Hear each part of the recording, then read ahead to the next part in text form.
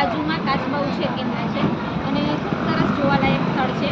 તો ક્યારે માધવપુર આવવાનું થાય તો આ જોવા જેવું એક સુંદર સ્થળ છે. તો એની મુલાકાતે આપણે આવી ગયા છીએ. અહીંયા સિઝન જ્યારે હોય છે ત્યારે અલગ અલગ જાતના કાચબાઓનો ઉછેર થાય છે અને પછી મોટા થાય પછી એને પાણીમાં છોડવામાં આવે છે. તો ચાલો પહેલાં આપણે અંદર જઈએ અને જોઈએ કાચબા ઉછેર કેન્દ્ર.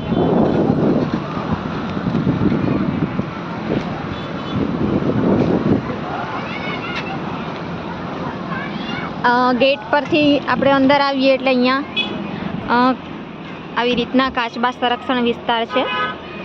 એનું જે લખાણ છે, એનું જે મતલબ પેલું છે એ છે.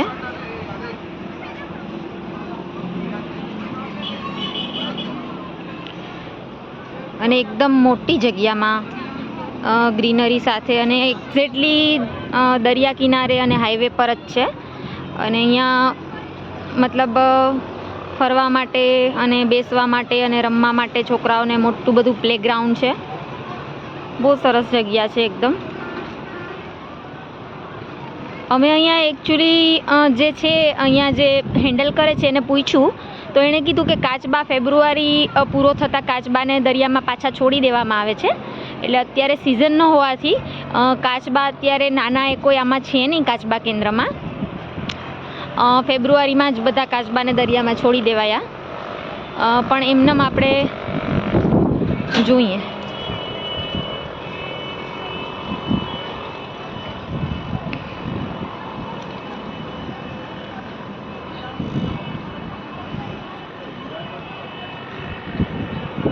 દરિયામાં જે નાના નાના કાચબા એક્ઝેક્ટલી દરિયો જો અહીંયાથી દેખાય છે.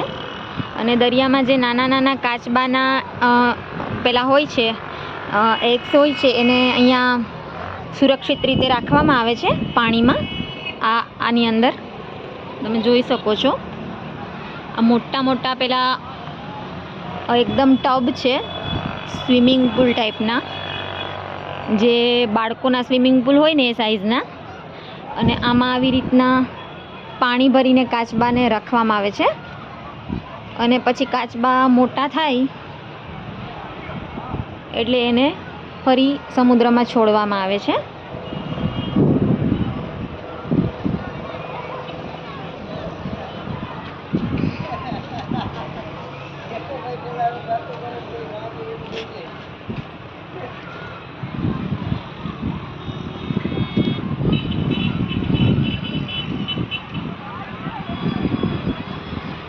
આપણે કાચબાઓને કેવી રીતે બચાવીશું, સરસ મજાનું લખાણ છે અહીંયા.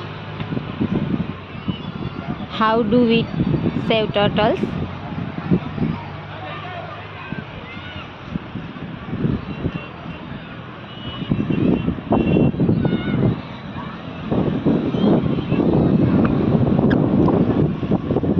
એકદમ સરસ જોવાલાયક સ્થળ છે.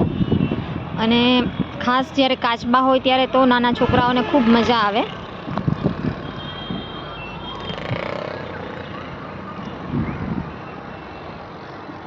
આ હાઈવે પરનો ગેટ છે જે મંદિર તરફ જવાનો રસ્તો છે.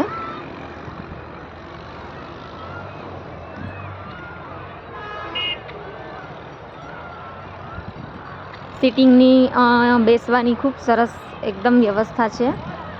અને ફેમિલી સાથે પિકનિક માટે પણ અહીંયા લોકો આવે છે. અત્યારે ટાઈમ અપ થઈ ગયો છે પણ થોડી વાર હતી તો મેં રિક્વેસ્ટ કરી તો એક વિડીયો મેં કીધું પબ્લિક ન હોય ત્યારે સારું પડે.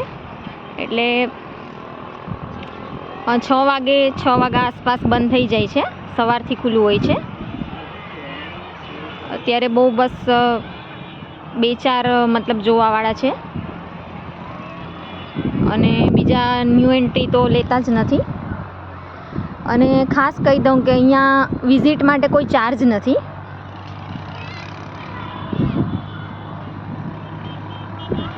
ખાસું મોટું ગ્રાઉન્ડ છે.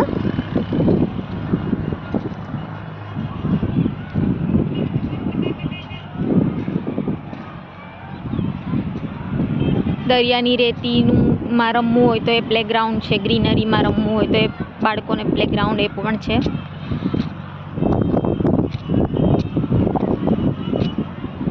સરસ મજાની એક ફિશ મૂકવામાં આવી છે આર્ટિફિશિયલ.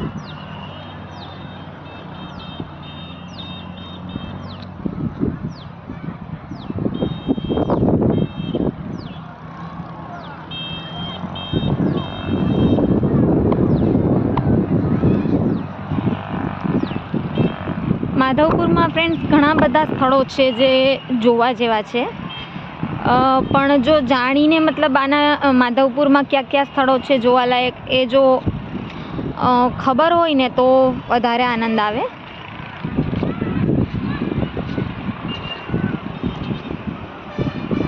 હું પૂરો પ્રયત્ન કરું છું મારા વિડીયોથી કે મારા વ્યૂઅર ક્યારેય માધવપુર આવે તો એને ખબર હોય કે કયા કયા સ્થળોએ જવું મતલબ ગમશે અને જઈ શકાય.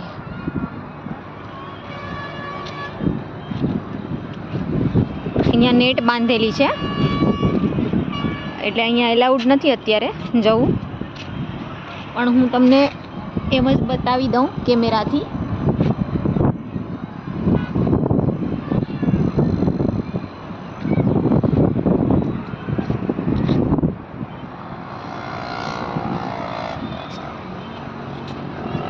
આ સેમ ગ્રાઉન્ડ છે પણ નેટ બાંધેલી છે અને અહીંયા પણ કાચબાનો ઉછેર થાય છે એવા પેલું છે.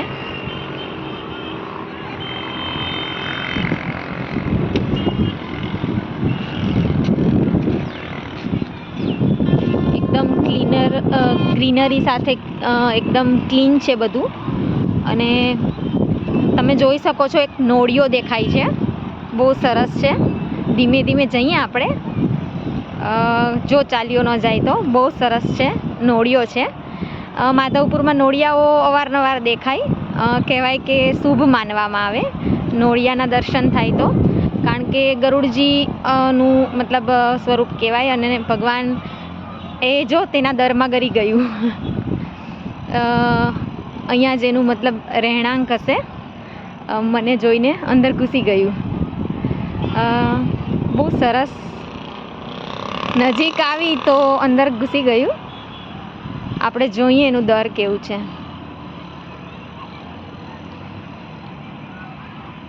આની અંદર ચાલ્યો ગયો તે નોળિયો.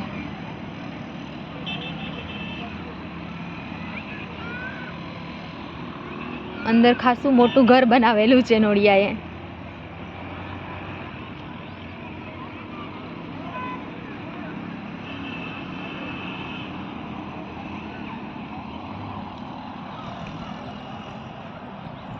તો ફ્રેન્ડ્સ, તમે જરૂરથી જણાવજો કોમેન્ટમાં કેવું લાગ્યું તમને આ માધવપુરનું કાચબા ઉછેર કેન્દ્ર.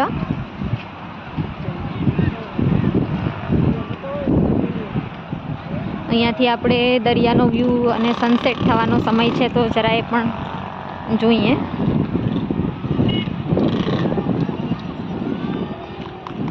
ટીનાની વાતો, મારી આ નવી ચેનલને ચોક્કસથી સબસ્ક્રાઈબ કરો, લાઈક કરો, શેર કરો. જલ્દીથી 50 સબસ્ક્રાઈબર થઈ જાય એટલે હું લાઈવ આવી શકું. અને ઘણું બધું માધવપુર વિઝિટમાં બતાવવાનું છે. વાહ ફ્રેન્ડ્સ, અહીંયાથી કેટલો સરસ દરિયો દેખાય છે. એકચ્યુઅલી અહીંયા લોક લાગેલો છે, બાકી અહીંયાથી જ સીધું જઈ શકાય.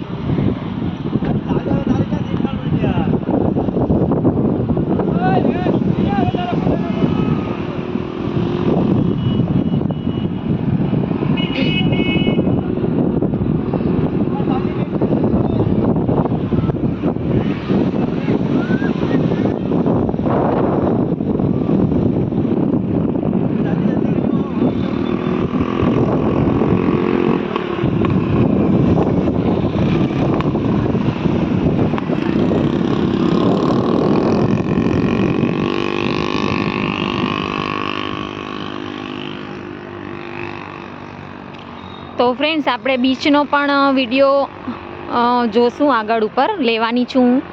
અને બીચ પર પણ અહીંયાથી આપણે દેખાતો હતો એટલે આપણે જોઈ લીધો જોડે જોડે. આગળ ઉપર આપણે બીચના વિડીયો પણ ચોક્કસ ટ્રાય કરીશ બતાવવાનું. તો ફ્રેન્ડ્સ, ચોક્કસથી સબસ્ક્રાઈબનું બટન દબાવો અને મારી આ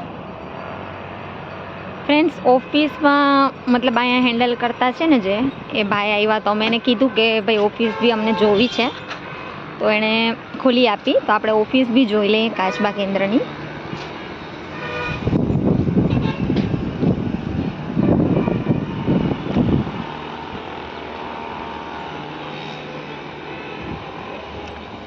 આ શેપ બી એકદમ મતલબ બહારથી આપણે જોયો અંદરથી રાઉન્ડ શેપ છે અને અહીંયા સરસ એકદમ દોરેલા મતલબ પિક્ચર લગાવેલા છે એકદમ કાચબાને રિલેટેડ બધું.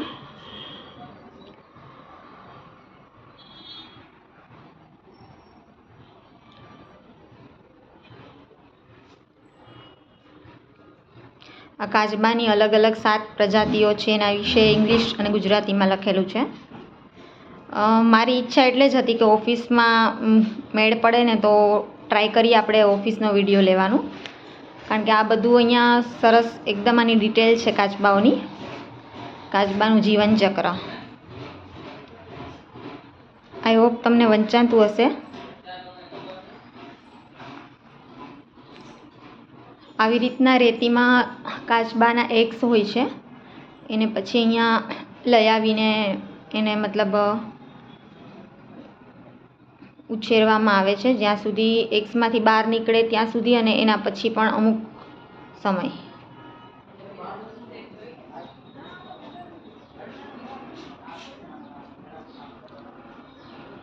એક મોટો આર્ટિફિશિયલ ટર્ટલ છે.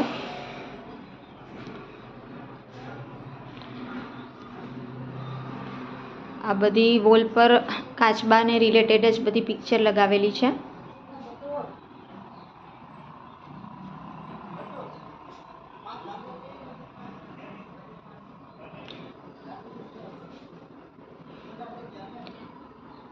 દરિયાઈ જીવોને બચાવવા માટેનો એક આ સરસ પ્રયત્ન છે.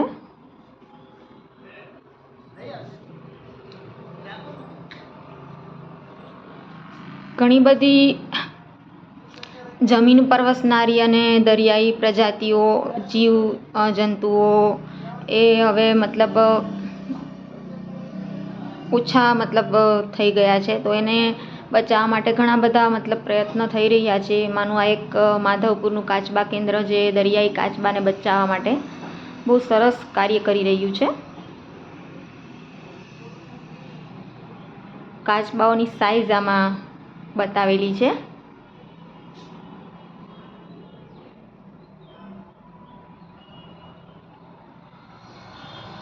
અને એનું અસ્તિત્વ ટકાવી રાખવાની શું સંભાવના છે.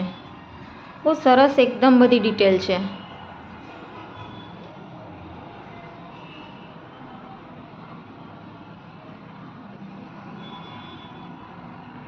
બહુ ફાઇન એકદમ મસ્ત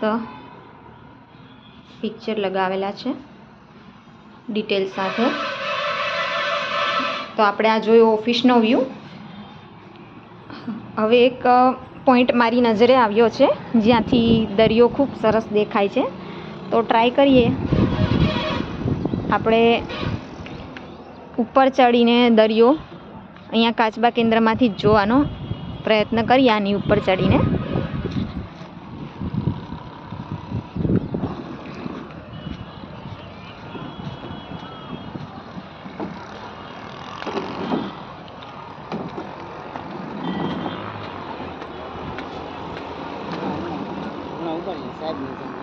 અચ્છા ઓકે,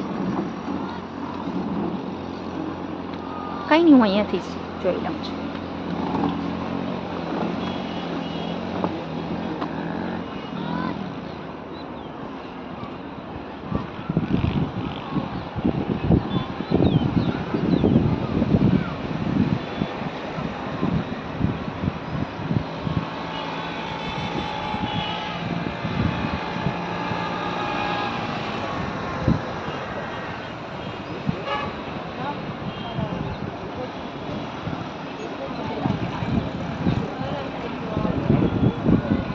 તો ફ્રેન્ડ્સ કેટલું સરસ અહીંયાથી પણ સમુદ્ર કિનારો દેખાઈ રહ્યો છે.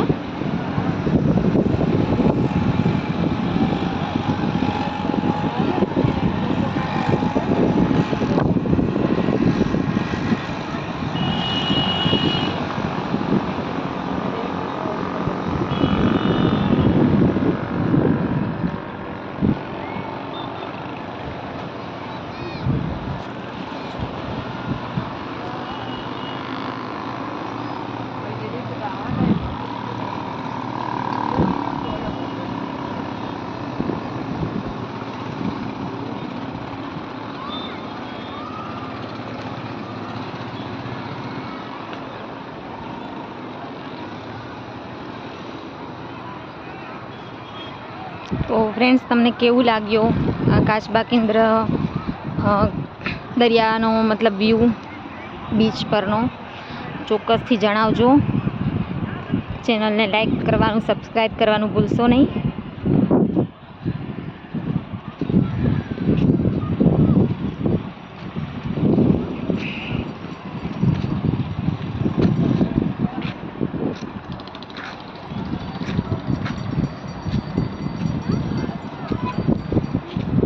તો ફ્રેન્ડ્સ, કેવું લાગ્યું ચોક્કસથી જણાવજો.